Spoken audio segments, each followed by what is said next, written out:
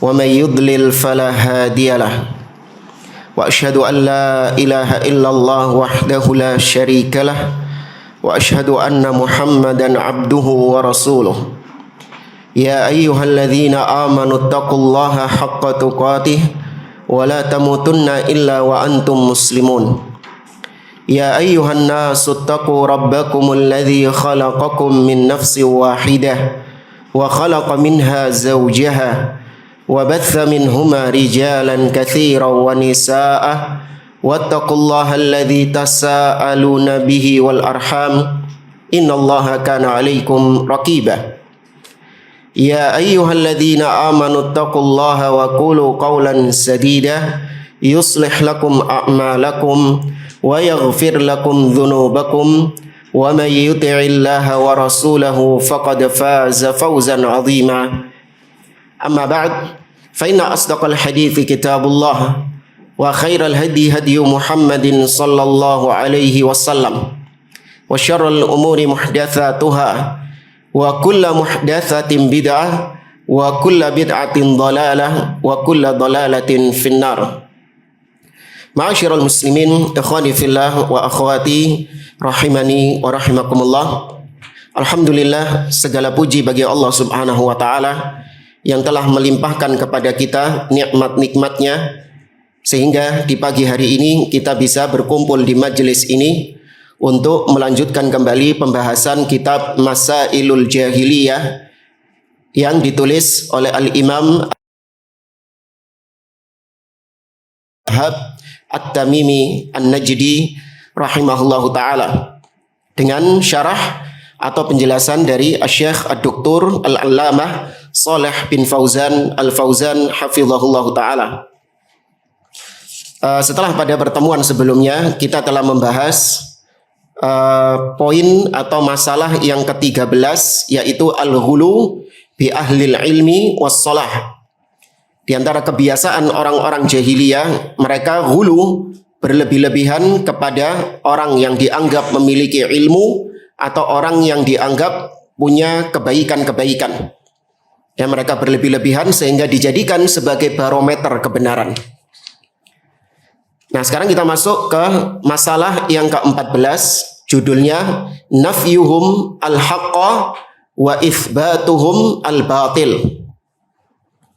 Di antara perangai kebiasaan jahiliyah yaitu mereka menolak, menafikan al-haq, kebenaran, dan kebalikannya mereka mengitsbat dan menetapkan kebatilan. Jadi menafikan kebenaran dan menetapkan kebatilan. Karena konsekuensinya memang gitu. Seorang yang menolak kebenaran berarti otomatis dia menerima kebatilan. Ya, Allah mengatakan famadza ba'dal haqqi illa dhalal. Dan tidaklah ada setelah kebenaran kecuali pasti kesesatan, kebatilan. Nah, kita baca di sini qala al-muallif rahimahullah, Syekh Muhammad bin Abdul Wahhab rahimahullah berkata, al-mas'alatur rabi'ata asyrata. Masalah yang ke-14. Kata beliau, inna kulla ma taqaddama mabniyun ala qa'idatin.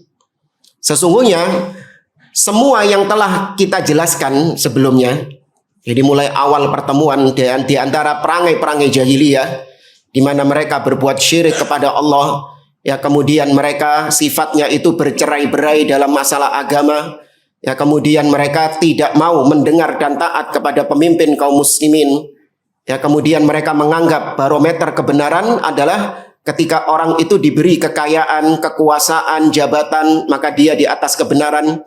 Sebaliknya orang-orang yang dijadikan miskin, tidak punya jabatan, tidak punya kedudukan, berarti itu tanda dia itu di atas kesesatan. Semua yang telah kita jelaskan, kata beliau, dari mulai masalah yang pertama sampai terakhir yang ke-13, itu semua dibangun di atas satu kaidah dasar yang mereka miliki, yang dimiliki oleh orang-orang jahiliyah. Wahia, yaitu an-nafyu wal itsbat, yaitu meniadakan dan menetapkan. Apa maksudnya? Kata mereka, kata beliau, fayattabi'unal hawa wadh-dhann.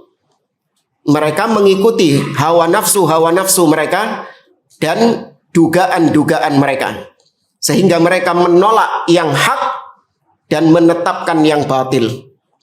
Ya, menafikan yang hak dan menetapkan yang batil. Wa yu'riduna amma ja'at bihir rusul, sehingga mereka berpaling dari ajaran-ajaran, nilai-nilai yang datang dari seorang rasul yang diutus kepada mereka.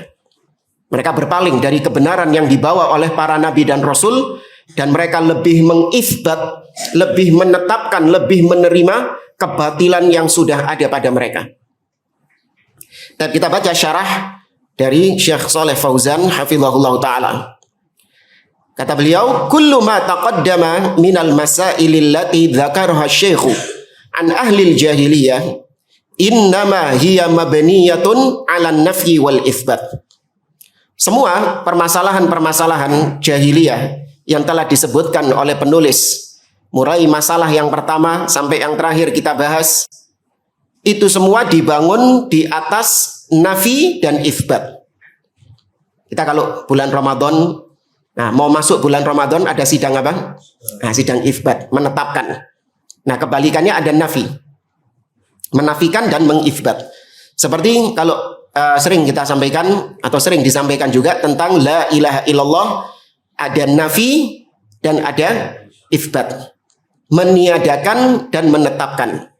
Apa maksudnya? La ilaha illallah itu meniadakan dan menetapkan. Nafi dan itsbat. Ada yang bisa menjelaskan secara ringkas?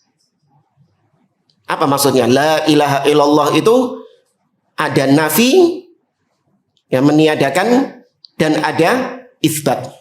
Ini termasuk rukun la ilaha illallah. Ya.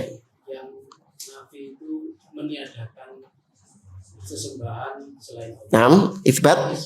Yang itsbat itu menetapkan Allah sebagai sesembahan. Ahsan, tabarakallahu fiik. Nafi yaitu meniadakan semua yang disembah selain Allah Subhanahu wa taala. Ditiadakan di sini artinya diyakini bahwa semua yang selain Allah yang disembah oleh manusia itu adalah sesembahan yang batil. Harus diingkari, ya, diyakini di dalam hati bahwa itu sesembahan yang batil sehingga ditiadakan. Ini tercermin dari kalimat la ilaha. Tidak ada yang berhak disembah dengan benar, nafi, menafikan. Nah, baru kemudian itsbat, menetapkan hanya Allah sebagai satu-satunya yang disembah. Ini tercermin di potongan yang kedua, illallah, kecuali Allah satu-satunya yang berhak untuk disembah. Sering saya ibaratkan dengan meja, ya. Di meja saya ini banyak barang-barang. Ono pot bunga barang ini. Ada kitab, ada bendera, ada tisu, gelas, macam-macam. Bagaimana caranya ketika saya ingin menjadikan mikrofon ini sebagai satu-satunya benda yang ada di atas meja? Kira-kira apa yang saya lakukan? Menyingkirkan semua benda-benda lain. Kemudian meletakkan hanya mikrofon satu-satunya yang ada di atas meja. Berarti saya menafikan semua benda-benda yang ada di atas meja dan mengitsbat mikrofon sebagai satu-satunya benda. Ya. Maka demikian juga ajaran mereka, orang-orang jahiliyah ini, mereka menafikan semua nilai-nilai yang diajarkan oleh Rasul yang diutus kepada mereka, dinafikan sama mereka. Padahal yang dibawa sama Rasul itu hak atau batil? Hak. Dinafikan sama mereka. Kemudian kebalikan dari itu konsekuensinya, ketika mereka menafikan nilai-nilai kebenaran, menafikan al-haq, otomatis mereka mengitsbat yang batil. Kata beliau, fahum yuthbituna ma nafahullah. Mereka mengitsbat, menetapkan apa-apa yang justru seharusnya dinafikan. Allah menafikan, tapi justru mereka menetapkannya. Wa yanfuna ma atsbatahullah. Dan mereka menetapkan, menafikan apa-apa yang ditetapkan sama Allah. Maka perangai jahiliyah ini ada di antara kaum muslimin yang punya sifat seperti ini. Apa yang Allah tetapkan justru dinafikan, apa yang Allah nafikan justru ditetapkan. Seperti misalnya dalam permasalahan asma wa sifat. Ya, dalam masalah asma wa sifat, Allah Subhanahu wa taala menetapkan sifat-sifat bagi dirinya. Allah memiliki wajah, Allah memiliki kedua tangan, Allah berada tinggi di atas arsy-Nya. Itu ditetapkan atau dinafikan sama Allah? Ditetapkan. Tapi sama ahli bid'ah ditolak. Sebaliknya justru mereka menetapkan apa-apa yang dinafikan oleh Allah Subhanahu wa taala. Ya, seperti misalnya Allah menafikan bahwasanya Allah Subhanahu wa taala memiliki syarik, memiliki sekutu. Allah berfirman misalnya di akhir surah Al-An'am, Allah Azza wa Jalla mengatakan, "Qul inna salati wa nusuki wa mahyaya wa mamati lillahi rabbil alamin la syarikalah." Allah menafikan bahwasanya Allah tidak memiliki sekutu, tidak punya partner. Tapi ternyata sama ahli bid'ah ditetapkan Allah punya sekutu. Apa sekutu-sekutunya? Yaitu yang mereka sembah, mereka ibadahi selain Allah berupa kuburan-kuburan keramat. Wali-wali yang telah mati. Ya. Mereka minta-mintai, mereka ibadahi. Allah menafikan, justru mereka tetapkan. Allah tetapkan, justru mereka menafikan. Nah, ini mirip seperti orang-orang jahiliyah. Makanya pentingnya kita belajar masail jahiliyah ini agar kita tahu bahwa perbuatan sebagian orang di zaman kita itu juga ada yang mengadopsi perbuatannya orang-orang jahiliyah di zaman dahulu. Di antaranya ini. Walidzalika waqa'u fid dhalal. Karenanya ketika mereka menafikan apa yang Allah tetapkan dan menetapkan apa yang Allah nafikan, mereka jatuh dalam kesesatan. Fallahu jalla wa ala nafa syirk wa athbata tauhid. Allah menafikan syirik. Allah meniadakan, menolak kesyirikan dan menetapkan tauhid. Itu Allah. Wa amara bitauhid, bahkan Allah memerintahkan hamba-hambanya untuk bertauhid. Wa'budullah wa la tusyriku bihi syai'a. Beribadahlah hanya kepada Allah dan jangan kalian menyekutukannya dengan sesuatu apapun. Jangan kalian berbuat syirik kepada Allah dengan sesuatu apapun. Tuh, Allah mengitsbat tauhid dan menafikan syirik. Wahum akasu. Nah, mereka orang-orang jahiliyah kebalikan dari itu. Fa'athbatu syirka wa nafau at-tauhid. Mereka justru menetapkan kesyirikan dan menolak tauhid. Ya, ditolak ketika Nabi SAW mengajak mereka untuk beribadah kepada Allah, ditolak sama mereka. Ya. Allah Azza wa Jalla mengatakan, innahum kanu idza qila lahum la ilaha illallah yastakbirun wa yaqulun haula wa yaqulun a inna latariku alihatina li syairin majnun. Ketika mereka diajak, diseru untuk mengucapkan la ilaha illallah, maka mereka enggan mengucapkannya. Tuh, dinafikan, padahal dikongkon sama Allah, padahal ditetapkan sama Allah. Seraya mengatakan, apakah kita disuruh untuk meninggalkan sesembahan-sesembahan kami, berhala-berhala kami, demi untuk mentaati penyair yang gila itu. Mereka menafikan tauhid dan menetapkan kesyirikan, padahal Allah menetapkan tauhid dan menafikan syirik. Fa'akasu makna la ilaha illallah tamaman. Maka mereka kebalikan.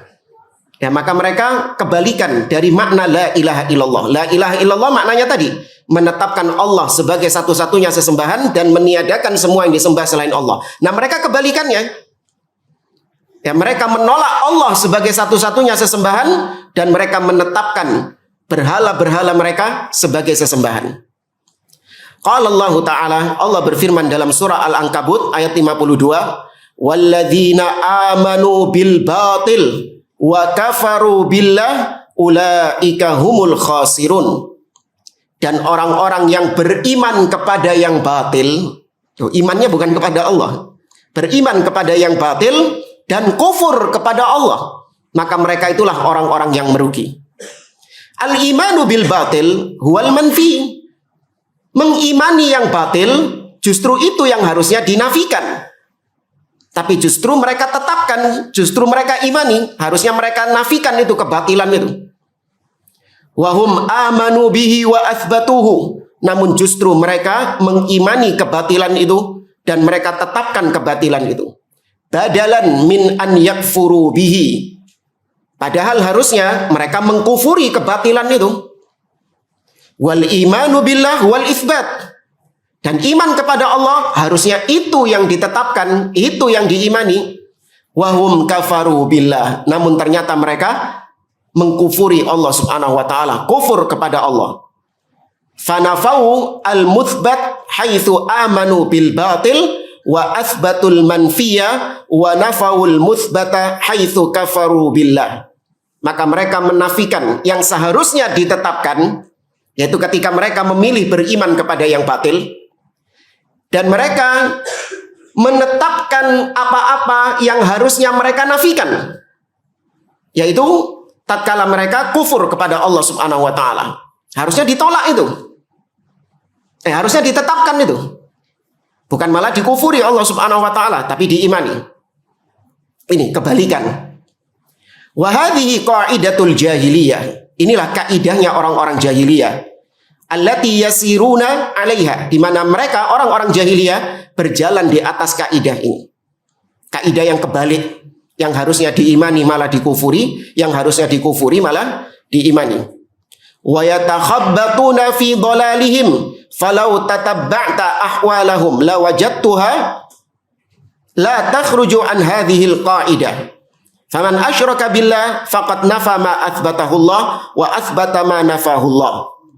Kata beliau, seandainya engkau meneliti tentang kondisi orang-orang jahiliyah, maka kau akan mendapati bahwa orang-orang jahiliyah tidak keluar dari kaidah yang satu ini. Di mana mereka, barang siapa yang berbuat syirik kepada Allah, maka sungguh dia telah menafikan apa-apa yang harusnya ditetapkan. Ya, dan kebalikannya. Nah, sama juga seperti misalnya waman ahalla haraman au harrama halalan fahuwa min hadzal qabil. Sama kasusnya juga, barang siapa yang menghalalkan apa yang Allah haramkan atau mengharamkan apa yang Allah halalkan juga masuk dalam pembahasan ini. Harusnya dia halalkan, malah dia anggap sebagai perkara yang haram. Harusnya itu haram, justru sama dia dihalalkan. Faman nafa ma ahallahu Allah wa athbata ma harramahu Allah fahuwa min hadhil qaidah allati la yakhruju anha syai'un min af'alil jahiliyah. Maka barang siapa yang menghalalkan apa-apa yang Allah haramkan atau mengharamkan apa-apa yang Allah halalkan, maka dia masuk dalam kaidah ini, di mana dia tidak keluar dari perangai-perangai jahiliyah. Wa man 'ada ahlat tauhid wa wala ahla syirk faqad nafa ma athbatahullah wa athbata ma nafahullah. Masuk juga dalam pembahasan ini adalah barang siapa yang memusuhi ahlut tauhid, orang-orang yang menyeru manusia kepada tauhid, mengajak manusia kepada kemurnian ibadah, justru dimusuhi sama dia. Dibuli, dicaci maki, diboikot, digeruduk, dipersekusi, diapakan lagi? Didemo. Sama seperti ini, harusnya orang-orang yang menyuruh kepada tauhid dicintai atau dibenci? Dicintai. Ya. Sebaliknya, orang-orang yang menyeru manusia kepada kesyirikan, mengajak manusia kepada penyembahan-penyembahan kepada selain Allah, ngurui wong-wong untuk berbuat syirik, nyembah-nyembah kuburan. Nah, kalau kalian butuh hajat, kalian punya hajat, datang ke kuburannya fulan, fulan, dan fulan, maka dia akan mengabulkan semua hajat. Ya, justru yang seperti ini dicintai atau dibenci sama orang-orang? Dicintai. Harusnya dibenci orang seperti ini. Ya, bahkan lebih daripada kita membenci pelaku maksiat. Ya, karena kemaksiatan dan kesyirikan mana yang lebih parah?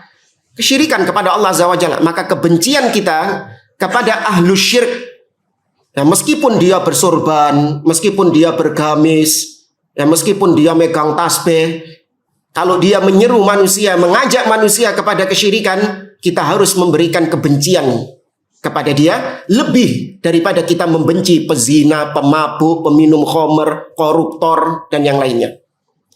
Ya, karena sekali lagi kesyirikan itu lebih parah daripada kemaksiatan. Ya. Nah, tadi yang kita ucapkan itu bukan tanpa bukti. Orang-orang yang menyeru manusia kepada kesyirikan, di mana mereka mendapatkan kecintaan dari sebagian kaum muslimin yang seharusnya dibenci. Nah, di sini kita putarkan ucapan mereka.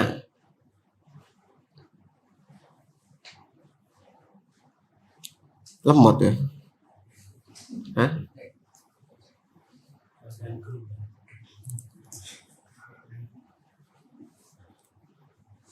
Oh, lemot ya.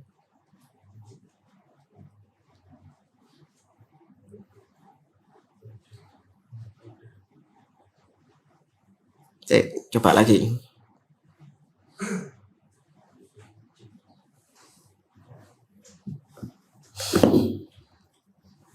Tapi demikian juga, selagi nunggu loadingnya.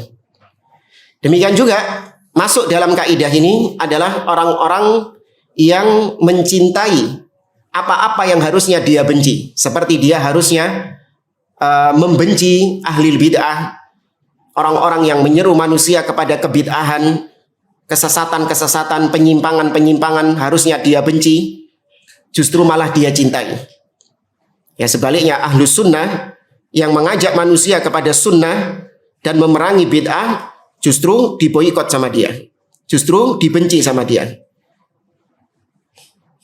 Nah, ini sebentar. Habib Abdullah Idrus, pusatnya Idrus di sini. Dan nanti dari sini ke makam Habib Abdullah bin Al-Haddad yang dikatakan jalan menuju makam itu termasuk daripada taman-taman surga. Nah, nanti waktu jawab itu sambil kita berdoa apa yang kita ingin doakan untuk kita keluarga kita dan umat Nabi Muhammad semuanya. Kalau ada permasalahan di segala apapun, Habib Abdullah bin Al-Haddad bilang, maka hendaknya kalian berziarah ke kuburan. Dan kuburan kami itu semua bisa menyelesaikan segala permasalahan. Jelas ya, Mas? Kalau ada permasalahan, datang ke kuburannya Habib Abdullah siapa tadi itu? Hah? Mbo sopo ya? Sering antum sana. Ya, datang ke kuburannya fulan ini. Ya, karena dia bisa mengabulkan apa? Iya, situ tadi. Ini kalimat apa ini? Syirik asghar atau syirik akbar? Syirik akbar. Ya, harusnya orang-orang yang mengajak manusia kepada kesyirikan seperti ini, kita benci atau kita cintai? Benci. Harus kita benci. Lebih kebencian kita daripada peminum khamr yang ngajak manusia untuk maksiat. Ada dua orang ini yang tadi ngajak syirik. Yang satunya ngajak manusia untuk bermaksiat. Ngajak manusia untuk minum khamr, ngajak manusia untuk riba, ngajak manusia untuk zina dan yang lainnya. Mana yang lebih besar kebencian kita? Yang syirik kepada Allah Azza wa Jalla. Namun sebagian orang tidak demikian, justru yang lebih dibenci sama dia yang pelaku maksiat. Ya, karena yang mengajak kepada kesyirikan ini berbusana seperti ulama. Ya, pakai peci, pakai gamis, ya, berbicara dengan ayat-ayat Al-Qur'an.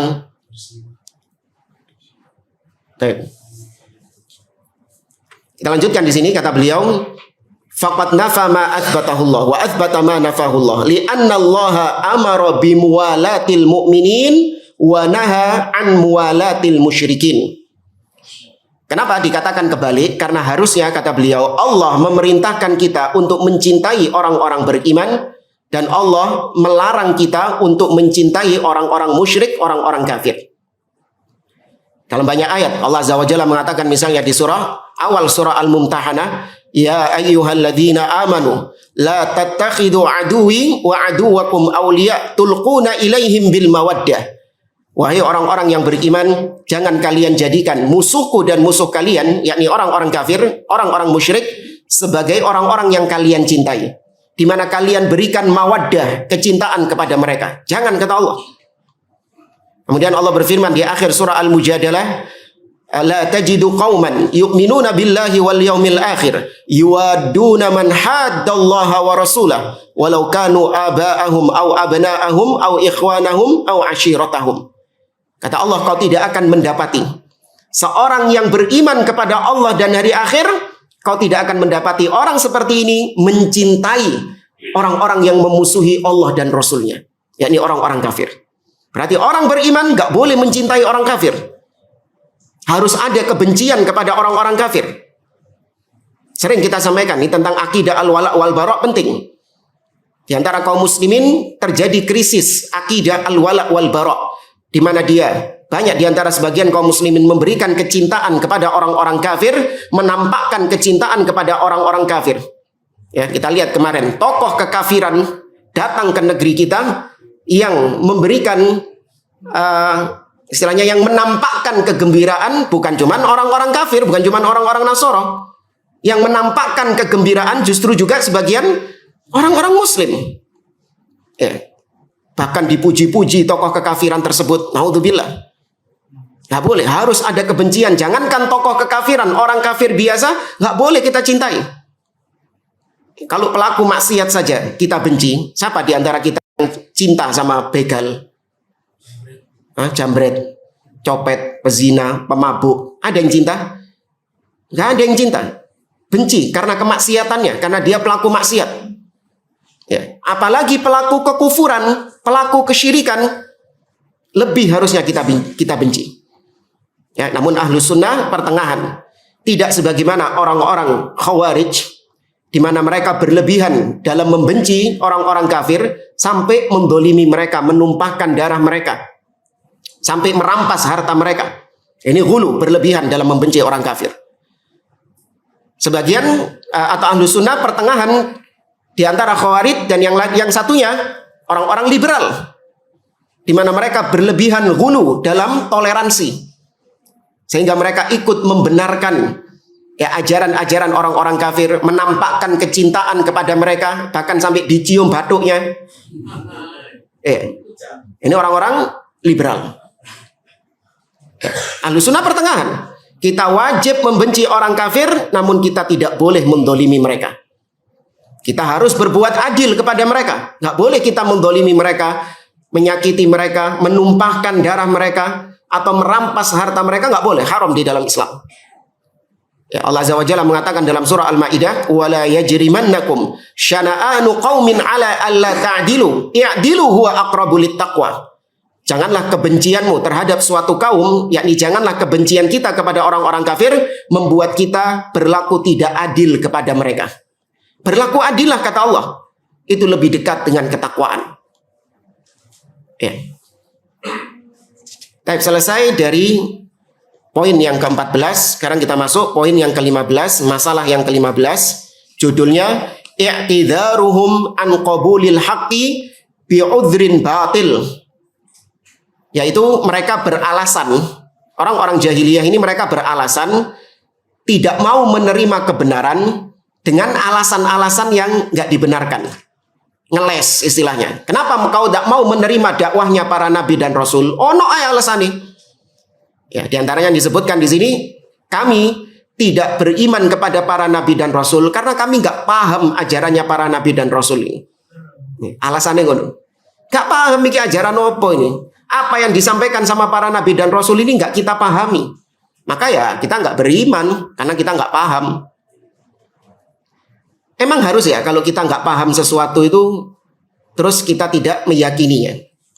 Apa harus nunggu paham dulu baru kita meyakininya? Contoh misalnya, ada seorang yang sedang sakit, kemudian dia periksa ke dokter. Setelah diperiksa sama dokter, maka kata dokter, oh nggak bisa, ini harus operasi. Kalau nggak operasi, penyakitnya semakin menyebar dan kau akan kehilangan nyawa. Ya, ini harus dioperasi. Maka kata pasiennya tadi, dok, itu operasinya gimana itu? Ya, kok bisa harus operasi? Emang nggak ada opsi lain? Terus operasinya itu nanti diapakan? Maka dijelaskan sama dokternya, nanti ketika operasi kau akan di ini, nanti penyakitnya itu akan begini, dan begini. Iya, tapi caranya ya apa dok kok bisa sampai kayak gitu? Diuber terus dokter ini. Kok bisa dokter mengoperasi seperti itu? Ya, dan yang lainnya dijelaskan sama dokter nggak paham-paham. Apa yang dilakukan sama pasien ini? Si dioperasi tak gak? Aduh dok, afwan dok, saya nggak paham sama operasi yang akan dokter lakukan ini. Ya, nggak paham saya. Ya gimana nggak paham? Dokternya sekolah, ente nggak sekolah. Iya, kalau ente paham apa yang diucapkan sama dokter, ya paham tentang proses detail proses operasi yang akan dilakukan dokter, yo jadi dokter bisa kan? Nah, apakah gara-gara dia nggak paham kemudian dia memilih untuk tidak operasi? Aduh dok, afwan dok, saya nggak paham operasinya itu apa, bagaimana, saya nggak jadi operasi saja. Jadi dokternya lu mati kan? Mati kok nggak jadi operasi? Harusnya gimana? Tetap operasi meskipun nggak paham. Ya, namun orang-orang jahiliyah mereka beralasan nggak mau menerima dakwah para nabi dan rasul karena tidak paham.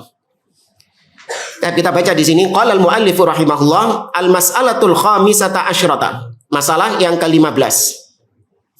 I'tidharuhum an ittiba'i ma atahumullahu bi'adamil fahmi.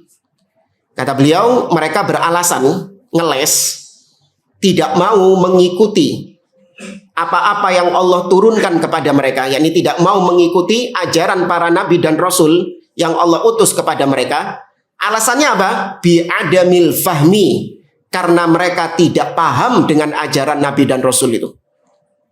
Kaqaulihi ta'ala, seperti firman Allah dalam surat Al-Baqarah ayat 88, mereka mengatakan wa qalu qulubuna ghulf. Mereka mengatakan hati kami tertutup. Ya, maksudnya tertutup di sini, hati kami tertutup, nggak bisa memahami ajaran kalian, wahai para nabi dan rasul.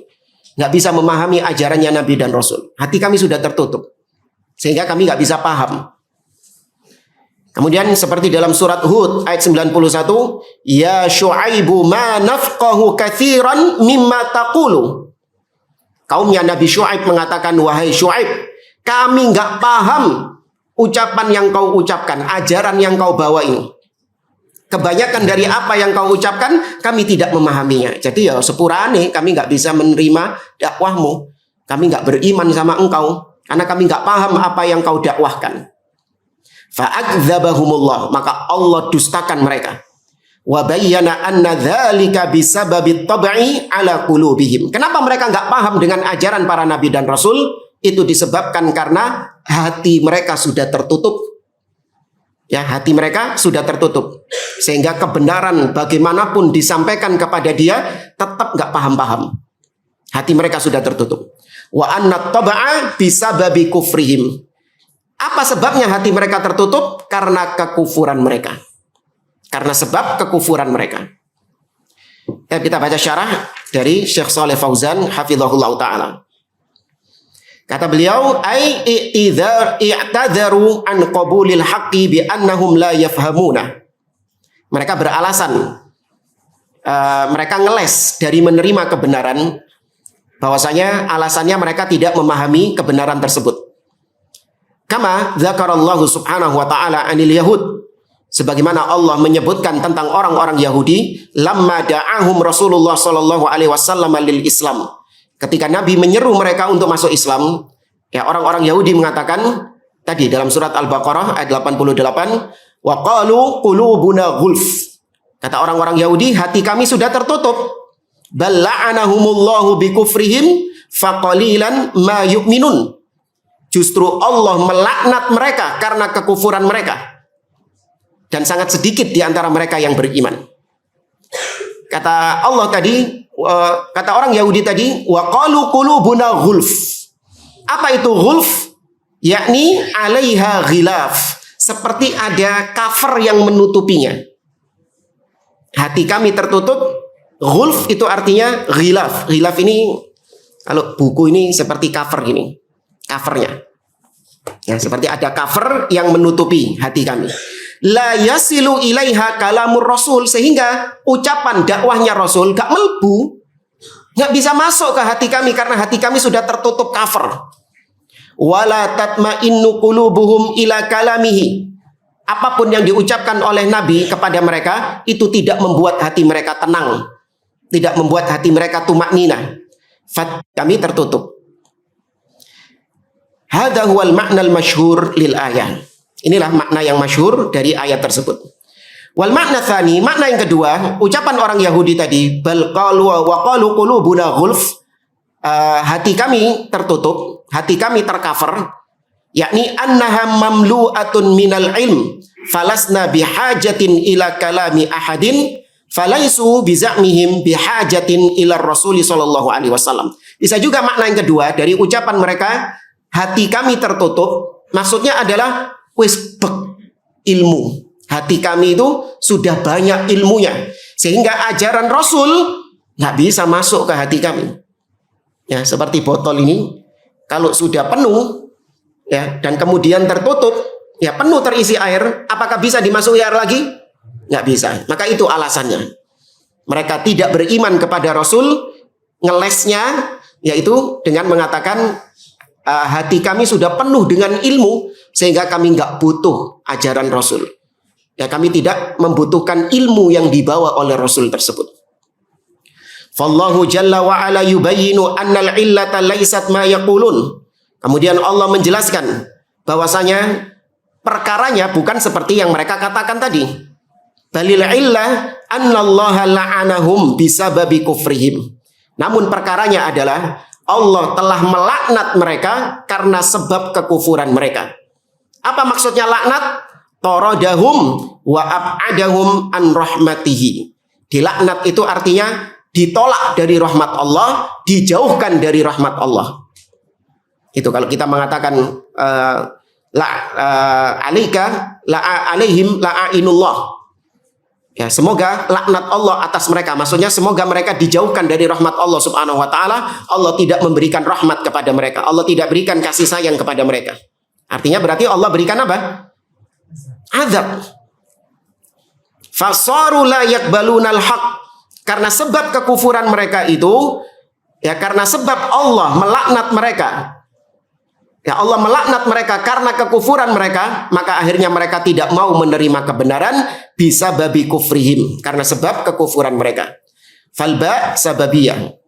Fasaru la yafqahuna qaula Rasul sallallahu alaihi wasallam. Hasilnya Rasul berdakwah meskipun sampai berbusa-busa, sampai ngotot, tetap tidak mereka pahami ucapan Rasul. Ini ngomong apa sih Rasul ini? Karena hati mereka sudah tertutup. Li'annahum la yaltafituna ilaihi wa la ya'ba'una bihi. Karena mereka memang tidak menoleh kepada Rasul dan tidak memperhatikan Rasul. Li'annallaha sarafahum uqubatan lahum. Allah memalingkan mereka sebagai bentuk hukuman kepada mereka. Ya, jadi mereka dihukum oleh Allah dengan cara Allah jadikan mereka nggak paham tentang ilmu yang disampaikan oleh Rasul. Loh, berarti salahnya Allah? Enggak.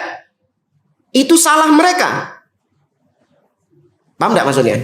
Jadi saya tanya, yang membuat mereka nggak paham ajarannya Rasul siapa? Kita itu bisa paham, ini kayak kajian ini. Kita bisa paham apa yang disampaikan sama Ustadz. Itu yang memahamkan itu siapa? Allah Subhanahu wa ta'ala. Sehingga ketika ada yang tidak paham, berarti dia nggak diberi taufik oleh Allah untuk paham. Iya. Makanya ketika antum paham apa yang disampaikan sama Ustadz, apa yang disampaikan dalam kajian misalnya, atau antum baca kitab, antum paham dengan apa yang dia sampaikan, maka yang dipuji Allah Subhanahu wa ta'ala, bukan ustadznya.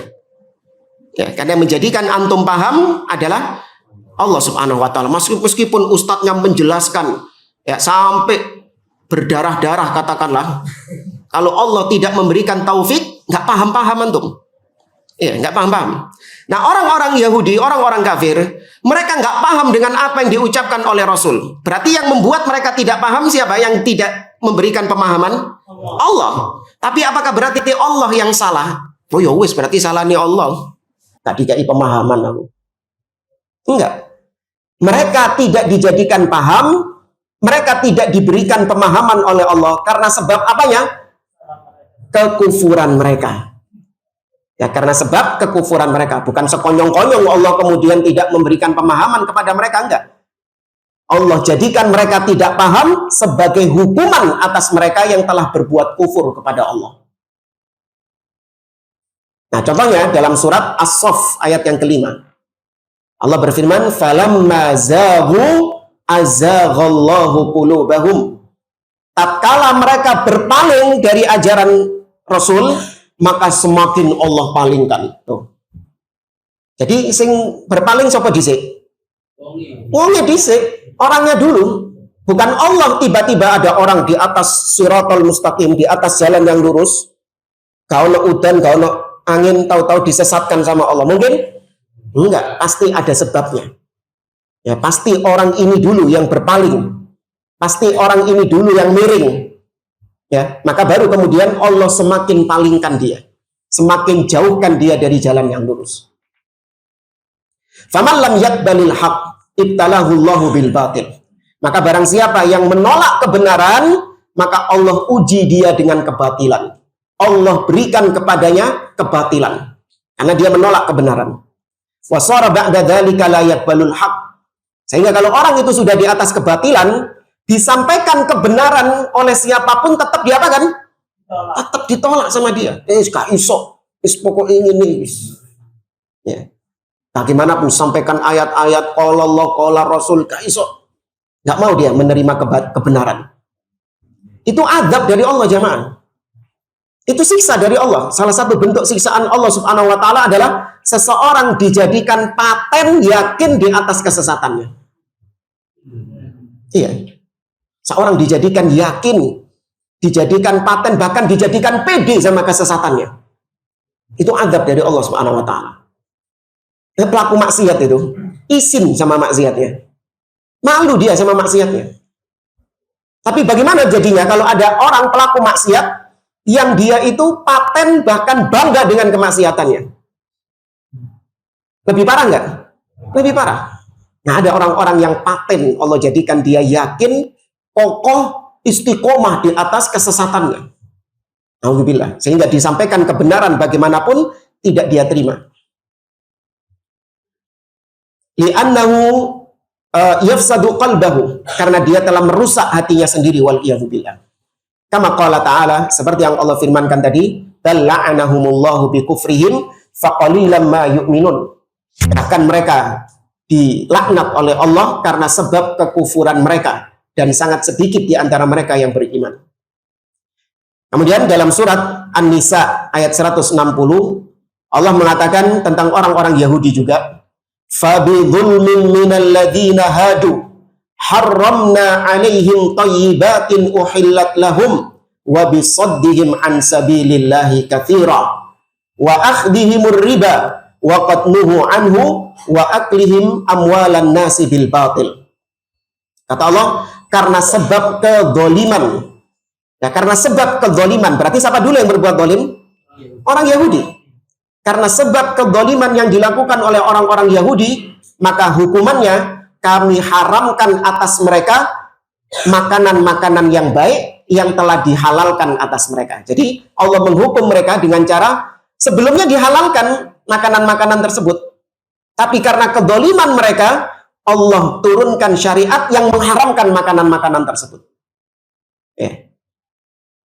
Dan karena sebab mereka menghalangi manusia dari jalan Allah. Dan karena sebab mereka memakan harta riba dan mereka mengambil harta manusia dengan cara yang batil. Tuh, kesalahan-kesalahan yang dilakukan oleh orang-orang Yahudi inilah yang menyebabkan Allah turunkan hukuman kepada mereka. Hadza fil Yahud. Ini yang kasus ini terjadi pada orang-orang Yahudi. Wa quluhum qulubun ghulf hadza laisa sahihan wa innamallahu sarafaha uqubatan lahum. Nah, orang-orang Yahudi tadi beralasan, kami nggak mau menerima dakwah para nabi dan rasul karena hati kami sudah tertutup, hati kami sudah tercover. Ucapan ini, alasan ini tidak bisa diterima. Karena hakikatnya Allah yang memalingkan hati mereka. Allah yang menjadikan mereka tidak paham dengan ucapan para nabi dan rasul. Sebagai bentuk hukuman kepada mereka. Ya, Allah jadikan mereka nggak paham sebagai bentuk hukuman kepada mereka.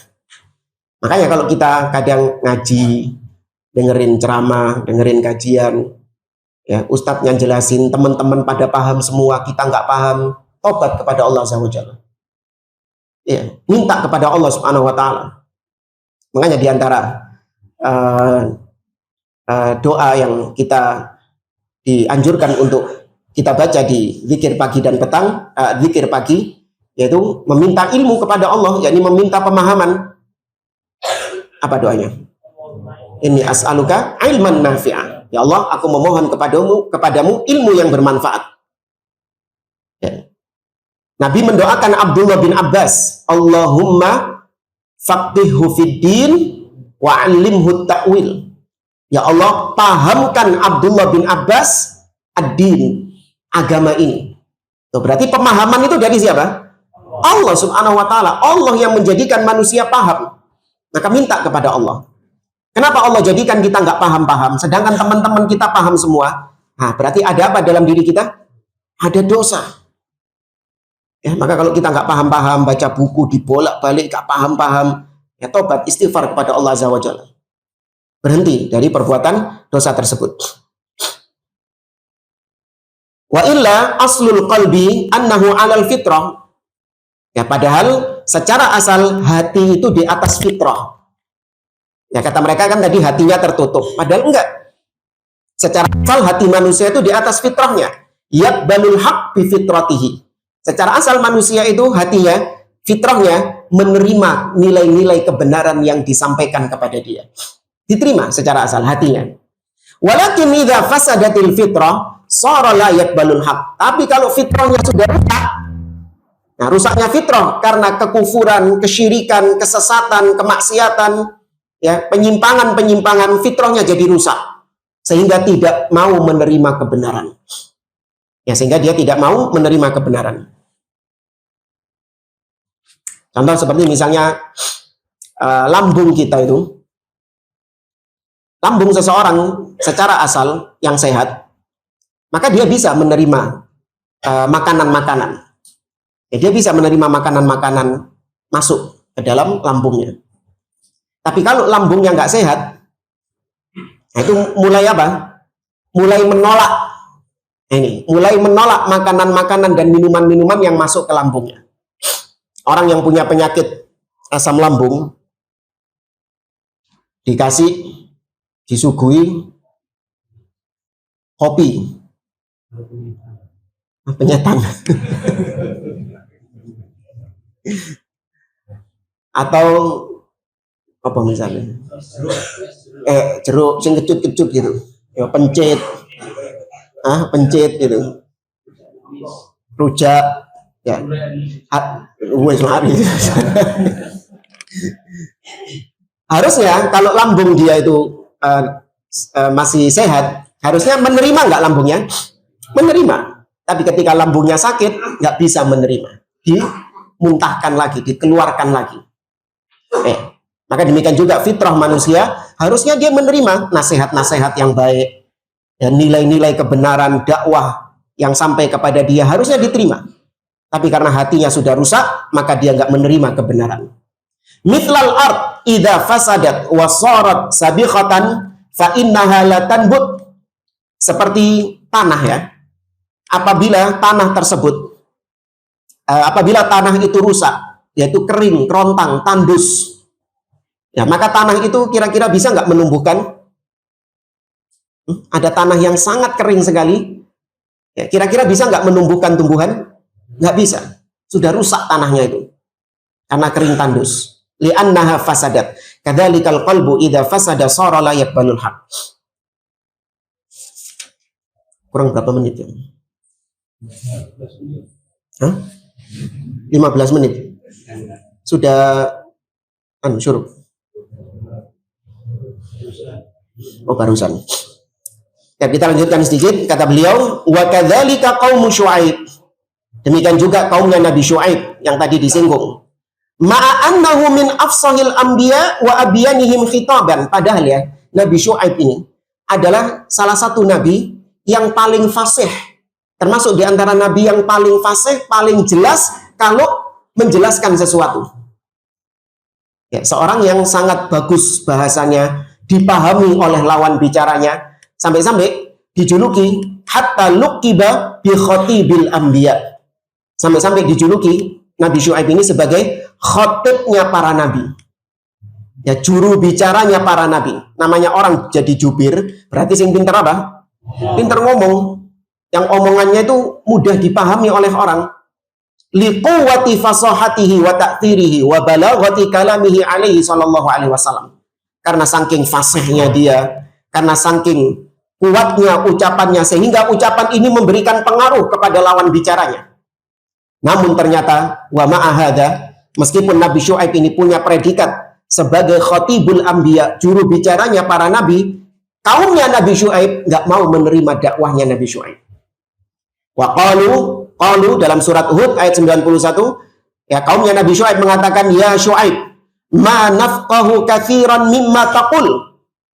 Wahai Syuaib, kami tidak paham dari kebanyakan apa yang kau ucapkan itu. Bayangkan.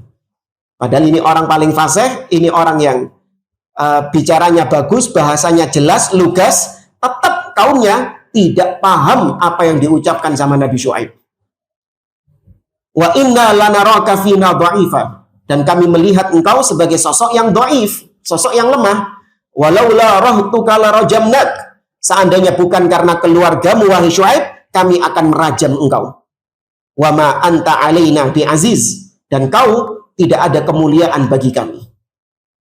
Fahum la yafqahuna kalama Syuaib, mereka tidak paham dengan ucapannya Nabi Syuaib. Li'anna Allah subhanahu wa ta'ala tamasa ala qulubihim, karena Allah sudah menutup hati mereka. Mithla ma hasala li Bani Israel, seperti yang terjadi pada Bani Israel. Wa hadhihi sunnatullahi jalla wa ala, ini adalah sunnatullah. Apa maksudnya sunnatullah? Ya sudah, ini adalah hukum sebab akibat yang Allah berlakukan. Memang seperti itu patternnya, polanya. Orang yang dia berpaling dari hak, kufur kepada Allah, syirik kepada Allah, menyimpang dari jalan yang lurus, maka Allah menurunkan siksa kepadanya. Apa siksanya? Ditutup hatinya. Hatta 1000 ustadz nasehatin dia, 1000 ulama nasehatin dia, melebut agak, nggak masuk. Allah sudah tutup hatinya. Illa orang itu sendiri yang bertobat kepada Allah Azza wa Jalla, berhenti dari kekufurannya, ditutup hatinya.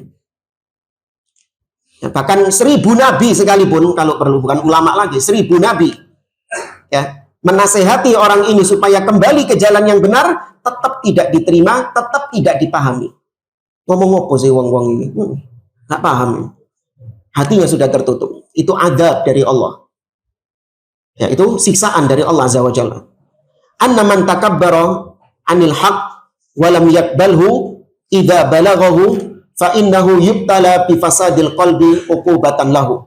Barang siapa yang sombong, nggak mau menerima kebenaran, ketika kebenaran disampaikan kepada dia, dia tolak kebenaran tersebut, maka berarti dia sedang diuji oleh Allah dengan rusaknya hati dia, nggak mau menerima kebenaran. Uqubatan lahu, sebagai bentuk hukuman Allah atas dia. Wa kadzalika kuffaru Quraisy, madza qalu lirrasul sallallahu alaihi wasallam. Demikian juga orang-orang musyrikin Quraisy, apa yang mereka ucapkan kepada Rasulullah sallallahu alaihi wasallam. Allah mengatakan dalam surat Fussilat ayat yang kelima, wa qalu qulubuna fi akinnatin mimma tad'una ilaihi. Mereka mengatakan, wahai Muhammad, sesungguhnya hati kami itu sudah terkunci dari apa yang kau sampaikan. Ya, hati kami sudah tertutup dari dakwah yang kau sampaikan. Wa fi adhanina waqarun, dan di telinga kami sudah tersumbat. Ya, sudah tersumbat. Wa min bainina wa bainika hijabun, dan antara kami dengan kau wahai Muhammad ada hijab, ada pembatas, penghalang. Fa'mal innana amilun, maka silahkan kau beramal, sesungguhnya kami mengamalkan apa yang kita yakini. Ditolak dakwahnya Nabi. Tadi alasannya hati kami tertutup, terus gak bisa menerima dakwahmu. Kuping kami sudah tersumpal, gak bisa kami menerima dakwahmu. Antara kami dengan engkau sudah ada hijab. Fal kuffaru tariqatuhum wahidah, yuqabiluna da'awatir rusul bi annahum la yafhamuna kalamahum. Maka orang-orang kafir, baik Yahudi, musyrik, bahkan ahli bid'ah di zaman sekarang sama, patternnya, polanya sama. Yaitu mereka menolak kebenaran dengan alasan nggak paham dengan kebenaran itu. Nggak bisa memahami kebenaran yang disampaikan kepadanya. Hal hadza liqusurin fi balaghir rusul. Apakah ketika mereka tidak paham itu karena sebab rasulnya yang nggak pinter nyeramai dia? Enggak. Ya, ketika ada seorang ustadz yang menjelaskan kepada pelaku kesyirikan, pelaku kebid'ahan, ya, namun pelaku kesyirikan dan kebid'ahan itu tidak paham dengan ucapan sang ustadz tadi, apakah ucapan sang ustadz yang tidak dipahami atau hati mereka yang terkunci? Hati mereka yang terkunci karena sebab kekufuran mereka dan kebid'ahan mereka. Wa i'radihim lakin likusurin fi isti'dadihim bisababi kufrihim wa i'radihim wa adamil tifatihim wa adami raghbatihim fil khair. Itu semua karena sebab kekufuran mereka, karena sebab mereka berpaling dari jalan yang hak, karena mereka tidak memperhatikan jalan kebenaran dan mereka memang tidak ada keinginan, ya, tidak ada kemauan untuk menuju jalan-jalan kebaikan itu. Tapi selesai dari masalah ke-15, insyaallah di pertemuan berikutnya kita masuk masalah yang ke-16. Wallahu ta'ala a'lam. Kalau ada sisa waktu, kalau ada mau ditanyakan, tafadhol. Ya. Pertanyaan yang kemarin yang betul, apa dalil bahwa para nabi dimakamkan di Ya, sabda Rasul sallallahu alaihi wasallam, innal anbiya bu'itsu min haitsu yamutun. Sesungguhnya kama qala sallallahu alaihi wasallam, sesungguhnya para nabi itu mereka dimakamkan di tempat di mana mereka meninggal. Ya. Kalau mau referensinya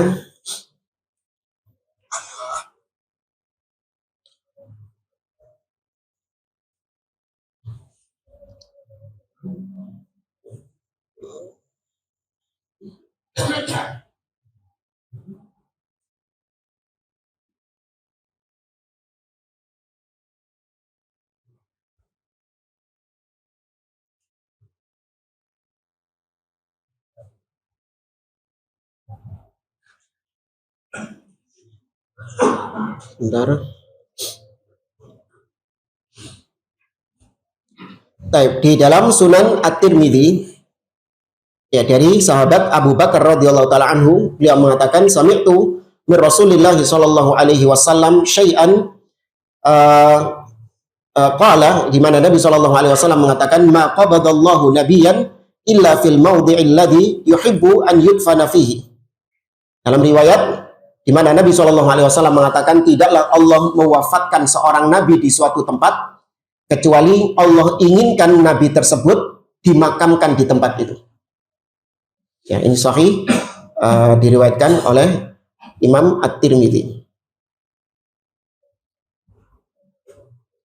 Wallahu a'lam. Jangan ditiru ya. Karena ini kekhususan siapa? Kekhususan Nabi. Jangan ditiru terus bilang sama keluarganya, kalau saya mati makamkan di tempat di mana saya mati. Pas mati ini nang jeding. Alhamdulillah.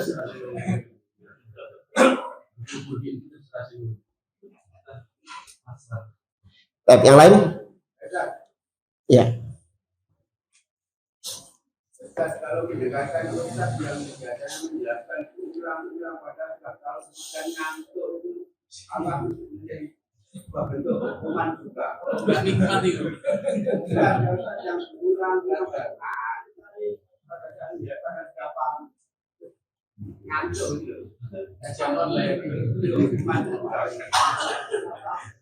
Ya, selama memang dia niatnya ke majelis ilmu untuk mencari ilmu, dia niatnya lillahi ta'ala, memang ikhlas karena Allah subhanahu wa ta'ala, ya kemudian dia tidak bisa menahan ngantuknya, memang bukan niat tidur. Ya, ada orang-orang yang memang datang ke masjid itu ya nyari ngantuk, karena kalau di rumah dia nggak ngantuk. Nggak nyaman. Iya, tapi kalau di kajian itu kok bisa sayup-sayup gitu, ngantuk gitu. Padahal di rumah di atas kasur yang empuk, ya kan, AC, gak ngantuk-ngantuk, malah terang matanya. Tapi kok di masjid kok bisa ngantuk itu? Ya semua tergantung niat ya. Kalau niatnya memang dia ikhlas karena Allah, maka tidur yang dia alami itu adalah nikmat dari Allah Subhanahu wa taala. Ya, tapi meskipun demikian ya bukan berarti terus tidak ada upaya diterusno usiki nikmat itu diterusno ndak. Itu karena dia nggak bisa menahan sudah. Itu di luar kuasanya atau masih bisa dikuasai? Di luar kuasanya. Ya, seperti orang nyetir ketika microslip, ya ketika ngantuk itu di luar kuasanya dia. Ya, bukan dia yang menguasai, artinya di luar apa yang dia kehendaki itu. Makanya sampai terjadi kecelakaan, naudzubillah, yang seperti ini. Kalau terjadi di dalam masjid, terjadi di dalam kajian, maka dia harus ada upaya. Mungkin ketika datang ngantuk, ya kemudian dia keluar wudu, ya atau mungkin dia hal-hal yang bisa membuat dia menjadi tidak ngantuk. Karena niatnya dia sejak awal untuk apa ke masjid? Kajian untuk nuntut ilmu. Ya bukan diteruskan gitu. Terus saya Kajian online. ya. Wallahu a'lam. Itu Pak. Mohon penjelasan terkait bid'ahnya Al-Fatihah Maulid. Panjang ini. Ada kajian khusus kita di YouTube ya tentang bid'ah Maulid Nabi Shallallahu Alaihi Wasallam. Intinya memang kita tidak menutup mata bahwasanya ada di antara sebagian ulama yang membolehkan, ada yang melarang dan ada yang membolehkan. Ini amanah ilmiah ya kita sampaikan. Di antaranya Imam As-Suyuti ya membolehkan memperingati hari lahir Nabi Shallallahu Alaihi Wasallam. Cuman yang namanya khilaf, perbedaan para ulama, bukan kemudian terus bisa membuat kita menjadi memilih mana yang kita pilih sesuai dengan hawa nafsu, tidak. Tetap dikembalikan kemana? Tetap dikembalikan ke dalil. Ya, tetap dikembalikan ke dalil. Bukan dibiarkan ngambang begitu saja. Karena kalau nuruti khilaf para ulama, banyak khilaf-khilaf yang aneh-aneh. Imam Abu Hanifah membolehkan khomer selama itu bukan terbuat dari anggur. Khilaf itu. Ya, mazhab Hanafi membolehkan khomer yang tidak terbuat dari anggur. Terus antum pulang dari sini minum bandre. Ya. Oh ini tak apa-apa, ini bukan dari anggur ini. Ya. Ana khusus dalam masalah ini, ana lebih condong kepada mazhab Hanafi. Wah, bisa. Ada yang khilaf tentang, ada bahkan yang membolehkan mut'ah, nikah mut'ah. Ya, bukan ulama Syiah, bukan ulama Ahlus Sunnah. Nah, kalau kita nuruti khilaf para ulama ini banyak akhirnya kemungkaran-kemungkaran yang ditolerir. Nah, titik temu antara ulama-ulama yang melarang membid'ahkan peringatan Maulid dengan yang membolehkan peringatan Maulid, titik temunya adalah sama-sama sepakat bahwa peringatan Maulid tidak terjadi di zaman generasi Nabi, sahabat, tabi'in dan tabi'ut tabi'in. 3 generasi emas di dalam Islam tidak terjadi Maulid Nabi. Tidak ada yang memperingati Maulid Nabi Shallallahu Alaihi Wasallam.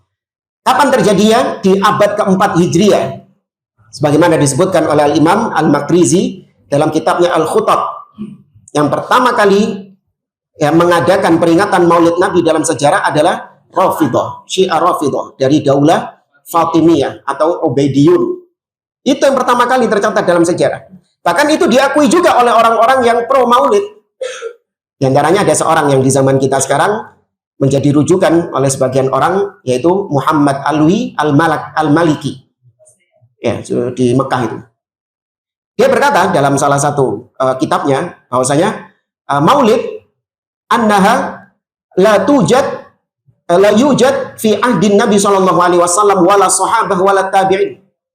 Bahwasanya peringatan Maulid Nabi tidak ada di dalam masa Nabi sallallahu alaihi wasallam hidup, para sahabat, para tabi'in tidak ada. Diakui sendiri sama dia. Ya. Wa huwa bid'atun, bahkan dia sendiri mengatakan itu adalah bid'ah. Walakinnaha hasanah. Ini yang jadi masalah. Ya. Diakui bahasanya itu bid'ah oleh Muhammad Alwi Al-Maliki. Sudah meninggal orangnya rahimahullah. Tapi kata dia bid'ah yang baik, bid'ah hasanah. Ya. Maka enggak, kita kembali kepada apa yang telah dikerjakan oleh Nabi dan para sahabat, karena mereka adalah orang-orang yang lebih cinta kepada Nabi SAW. Mencintai Nabi bukan dengan memperingati hari kelahirannya, tapi mencintai Nabi adalah dengan ittiba, mengikuti tuntunan Nabi Shallallahu Alaihi Wasallam. Namun meskipun kita menganggap peringatan Maulid Nabi Shallallahu Alaihi Wasallam adalah kebid'ahan di dalam agama, namun sama sebagaimana kita menyikapi orang-orang kafir, kalau kita toleransi kepada orang-orang kafir, yakni kita membiarkan peribadahan mereka, kita membiarkan perayaan-perayaan mereka, boleh nggak orang kafir ngadain Natalan gitu misalnya kita ganggu? Nggak boleh. Nah, kalau kita seperti itu kepada orang kafir, maka tentu kepada yang muslim juga ya juga sama sikap kita seperti itu. Ya, masa sama orang kafir toleran, sama orang muslim kok nggak toleran? Ya, boleh nggak misalnya ada yang mengadakan maulid terope dirubukno, sone diobong, nggak boleh. Terus gimana? Ya sudah, biarkan antum bawa berlepas diri, tidak ikut partisipasi, hatta mengucapkan selamat atau hatta nyumbang sedikit pun atau hadir duduk di sana, enggak. Ya, biarkan mereka melakukan, antum tidak boleh ikut-ikutan di dalamnya. Ya, namun tetap nggak boleh mendolimi mereka. Ya, nah, wallahu a'lam. Kalau pas maulid kita diterima makanannya Halal, masalah makanan halal. Cuman tetap kembali kepada situasi ya. Kadang ada orang-orang yang memang ingin nge-framing. Ya, ketika Anda dianteri makanan dari peringatan Maulid Nabi Shallallahu Alaihi Wasallam atau peringatan-peringatan yang bid'ah yang lain, kemudian antum ketika dianteri itu difoto, cekrek, di framing antum, Wahabi ikut makan makanan maulid, nggak mau hadir tapi ikut makanan maulid. Nah, kalau ada potensi seperti itu, mending nggak usah diterima. Ya. Dan jangan menampakkan diri sebagai orang yang berharap makanannya. Iya, kayak keluar mulu loh. Iya, jangan menampakkan diri. Halal ya halal, tapi jangan sampai menampakkan diri seperti orang yang berharap supaya dianteri, supaya dikasih gitu. Ya. Iya, ngetoki gitu. Wah, saya dianteri gitu. Kayak nggak bisa beli makanan. Jamaah, saya kira ini wallahu a'lam. Subhanakallahumma wa bihamdik, asyhadu an la ilaha illa anta astaghfiruka wa atubu ilaik. Assalamualaikum warahmatullahi wabarakatuh.